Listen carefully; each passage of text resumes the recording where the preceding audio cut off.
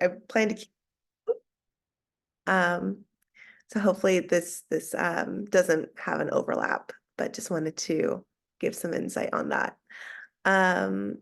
So we do record the meeting. Feel free to go ahead and keep yourself off camera. And then afterwards, what we tend to do is we will open it up for questions and stop the recording. So just providing a little bit of insight there. So we can go ahead and get things started. Let's see, audience window, enter full screen, and then share my screen.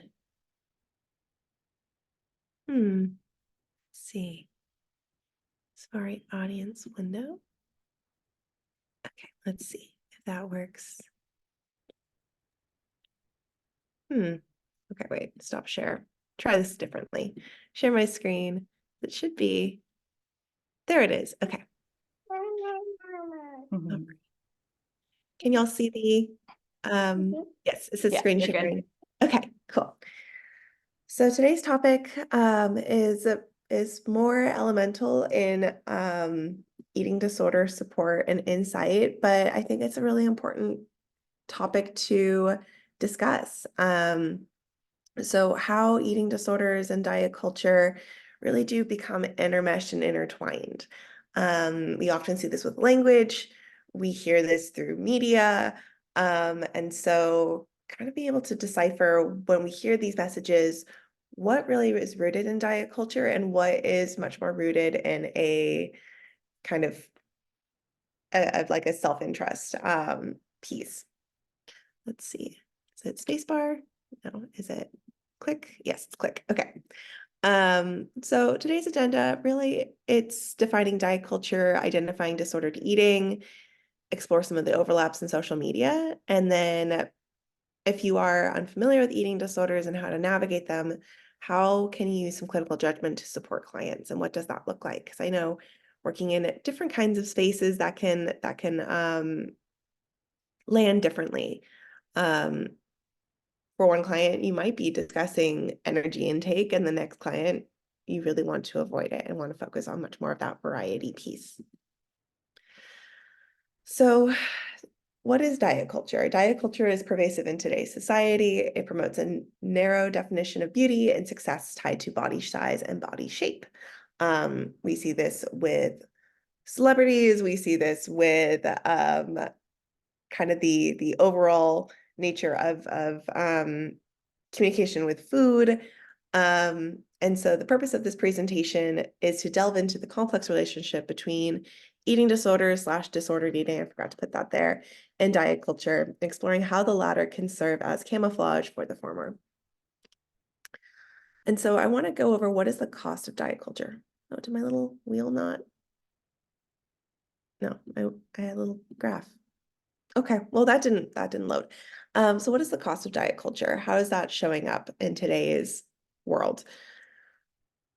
Currently, the weight loss industry has created around $159 billion in estimated revenue. Mind you, that revenue is still being accounted for since we are entering the 2024 year, but just really giving some insight of how much money last year did diet culture really create.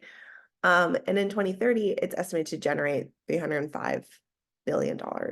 So this is an industry that is ever growing, that is continuing to profit. And of course, what we know is if you can sell something, if you can sell someone a product or a diet plan or a workout plan or a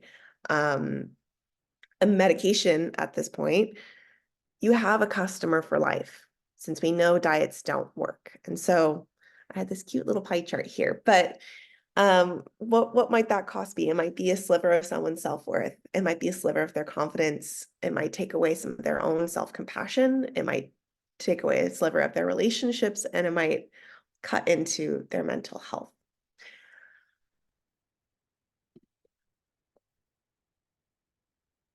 Oh, did that not? Why is this not going to the next slide? Okay. Oh, now we're going. Okay, sorry. There we go. Okay. So understanding diet culture. So diet culture emphasizes the pursuit of idea. Diet culture emphasizes the pursuit of an idealized body shape and size through restrictive eating patterns. And so this is the consistent focus on weight loss, societal pressure, and the promotion of specific dietary trends. What might typical statements look like? There's a constant focus on that weight loss, right? So perpetuating the idea that weight loss is synonymous with health, happiness, and success. I'm sure everyone has heard before, oh, just if I lose 5 pounds, I will feel happier. I'll feel better about myself. I will be more liked in the workplace. I'll be more liked by my partner, by my family, or I'm losing 5 pounds because I think it's better for my health. My doctor told me because of my weight, I'm at risk for XYZ, which we know is not true. And individuals aren't bombarded with these messages that imply achieving a certain body size will lead to improved self-worth and social acceptance. And some of that may be true for someone, especially if they are in a marginalized identity.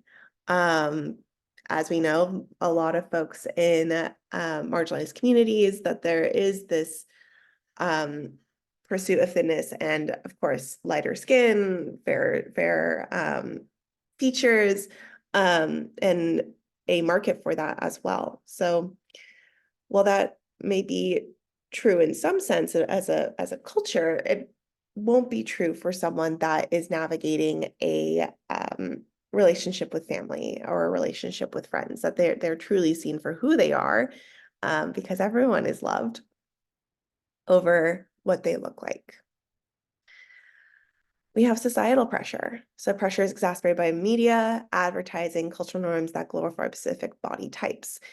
We have seen this with the Kardashians, with I believe recently there was that like big news, like Rebel Wilson had gained 30 pounds after doing like an intense diet for years, and finally the weight came back. And everyone's like, oh my goodness, this is big news. When really, no, it's not. That's just a sign of her body coming back to its biologically appropriate weight. But the fact that social media and news outlets thought that was newsworthy is that focus of, hey, there is pressure even for for folks in all body sizes, but primarily putting the spotlight on folks in larger body sizes to be thinner. Additionally, you have the promotion of specific dietary trends. We see things that are on TikTok. We see things that are on Instagram, even posted from news outlets of what is the best diet, or what is trendy, what is most effective for weight loss, XYZ. And so we know diets can come and go, and they promise quick fixes.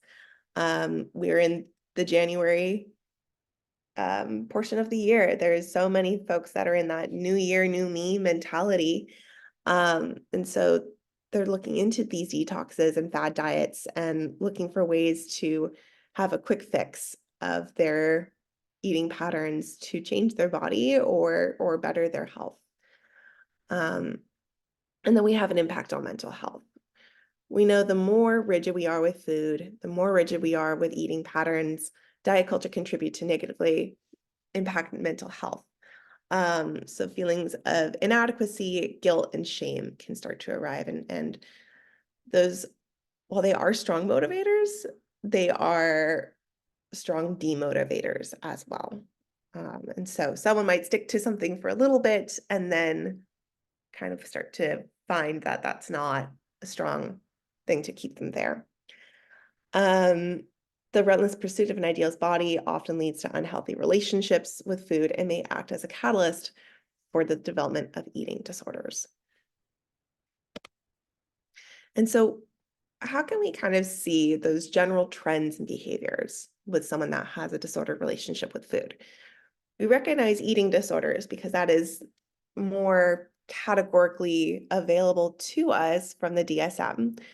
But what might we see generally as what a client might be engaging in when it comes to food that would be exhibited as disordered? So we have rigidity and the timing of our eating. There might be a specific amount of food that they have to have during the day, whether that is calories or specific food groups or like building out a plate. There might be a maximum of what they have to eat and or what they can eat in a day. Those might be timing expectations of when it must be consumed by. There is precision and perfection arriving in their eating pattern. So, oh, I need to eat clean, or I need to eat XYZ. I can't have this brand, I have to have this brand. Being at that kind of pivotal cornerstone and the aspect of disordered eating. There is increased anxiety, not only around situations that contain food, but it can be social situations, and overall presentation is just highly anxious. We know that a malnourished brain tends to have an increased sense in the nervous system of fight or flight. So when our body is hardwired more for hunger, when it's in that state of starvation, it's going to be focused a lot more on perceiving threats.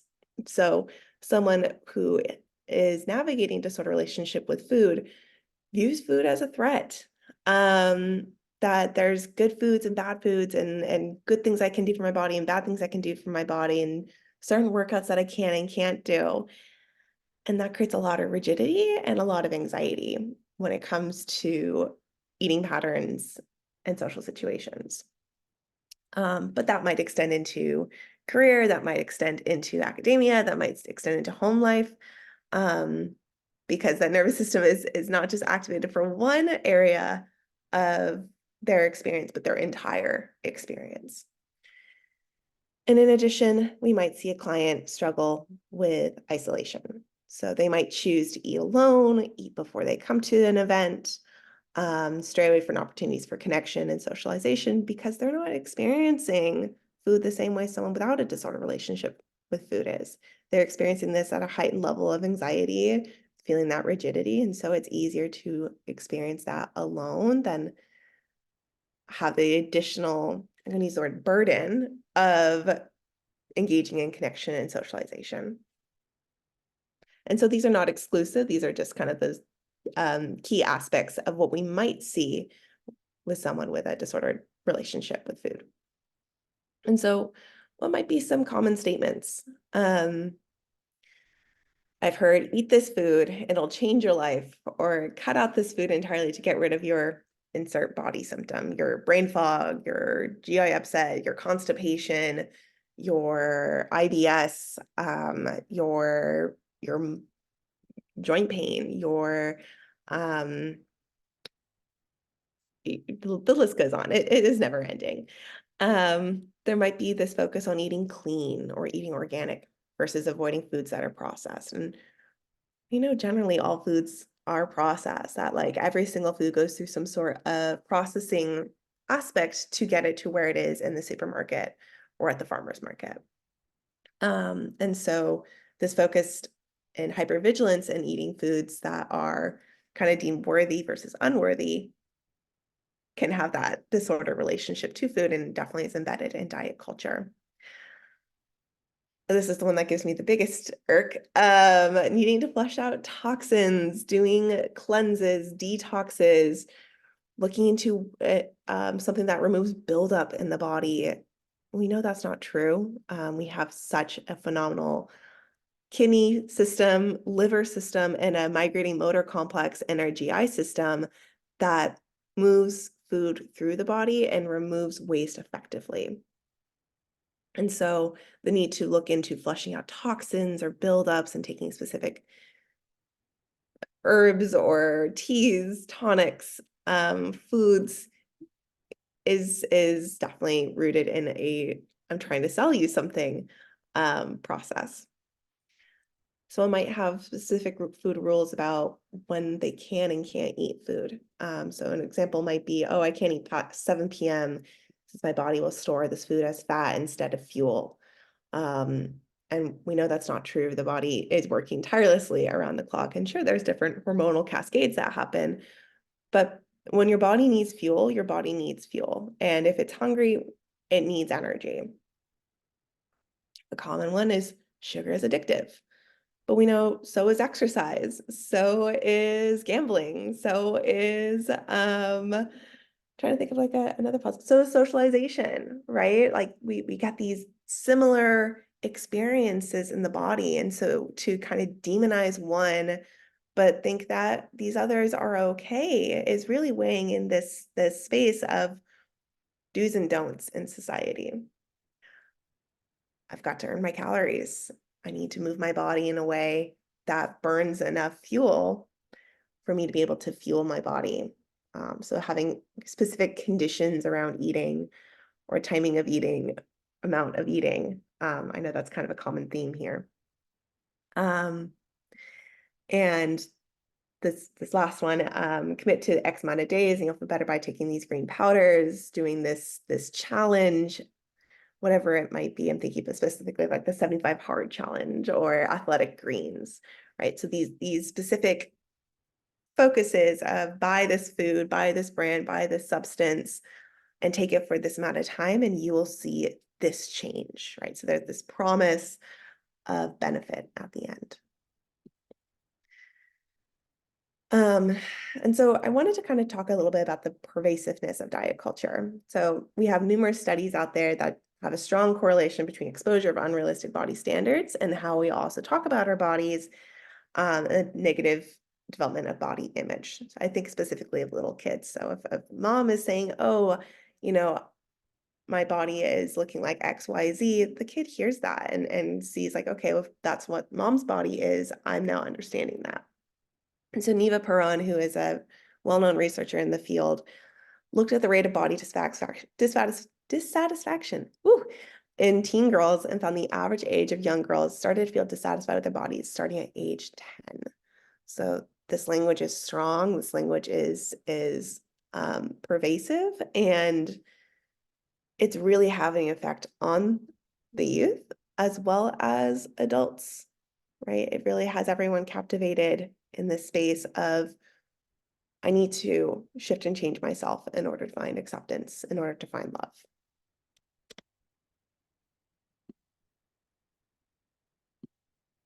Ah, it's not going again. Oh, is that the last slide? There was one more slide. Okay, well, I'm gonna stop share my screen. The last screen I had was on supporting clients. That's really weird that it's not coming up. See if I can present this one screen. No, Mom. Mom. Full screen mode. That's weird. Okay, let me share screen again. Huh. Sorry, y'all. Okay, here's this last one. So what might it look like with supporting clients? Some of you might be super familiar with eating disorders and diet culture and navigating this space. And some of you, this might be new. This might be a really foreign concept. And there's a lot of uncertainty and anxiety when it comes to eating disorders because it's can be feeling like the unknown of how do I show up and support this person that's coming into my Zoom room or my office, or I work in the hospital setting, hearing what they might be saying. And so how can we support someone in the space that they're disordered eating, and come from a weight neutral, inclusive approach, and come from a trauma-informed approach. So a client might not have any awareness, right? If we're thinking about the stages of contemplation, the trans-theoretical model, they might be in a pre-contemplative state. They might not have any awareness that they're struggling with disordered eating. Or they might have some awareness, but not be ready to take any action yet. So supporting clients is a really helpful first step that you can do if someone is mentioning things that are very rooted in diet culture. First step might be avoiding discussing calories, weight, body changes the client is experiencing, and avoiding leaning into any rigid practices with eating. So if a client is saying, oh, I need to eat the XYZ for sport, or I need to do WZY for what my doctor has suggested, it might be helpful to lean back a little bit and kind of inquire more about those practices. So exploring those client statements with curiosity and compassion. So leaning in, tell me more about that. And where did you learn that? And how's that worked for you in the past? And allowing that client to kind of learn themselves if diet culture has ever been supportive for them, and if it has, it's likely a skill that's kept them safe, but is not serving them long term.